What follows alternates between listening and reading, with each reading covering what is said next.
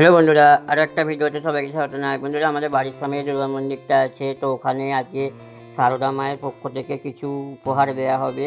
তারা গ্রামের মানুষ যারা আছেন গরিব এবং যারা প্রতিবন্ধী, হাঁটতে পারেন না, তাদের ঘরে ওনারা কিছু উপহার দেবেন ওনাদের পক্ষ থেকে। তো ওনারা সবাই এসেছেন, আমরাও একে একে সবাই এখানে আসছি। তো টোকন দিয়েছে, টোকন অনুযায়ী সবাইকে এখানে উপস্থিত হতে হবে। তো আমিও ফাইনালি দাঁড়িয়ে পড়লাম এখানে লাইনে। তো এখানে একে একে সবাইকে ডেকে নিচ্ছে, নাম দেখে ডেকে সবাইকে দিচ্ছে। তো এখানে সকলকে ভালোভাবে লাইনে দাঁড় করিয়ে দিচ্ছেন, আর যারা খুবই অসুস্থ তারা তাড়াতাড়ি কাজ ছেড়ে দিচ্ছে। তো এখানে একজন আছেন, উনি সবাইকে বুঝিয়ে দিচ্ছেন কী কী করতে হবে না করতে হবে। তো আমি এই সাইডে দাঁড়িয়ে পড়লাম। অনেক সবাই এখন আসতে বাকি আছে, সকলে আসবে, তারপরে একবারে সবাইকে উপহার দেওয়া হবে।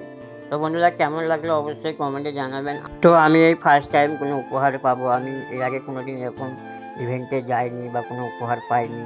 তো ধন্যবাদ জানাই এনাদের, এই সকলকে আমাকে এখানে আমন্ত্রণ জানার জন্য। তো আমি এখানে ফাইনালি দাঁড়িয়ে পড়লাম। এখানে দাঁড়িয়ে দাঁড়িয়ে দেখছি যে কী হচ্ছে না হচ্ছে।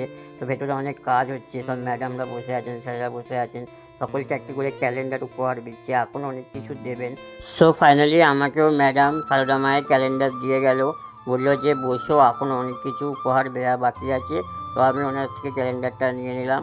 তো ফাইনালি একে একে সবাই বেরোচ্ছে, একটা করে কম্বল দিচ্ছেন।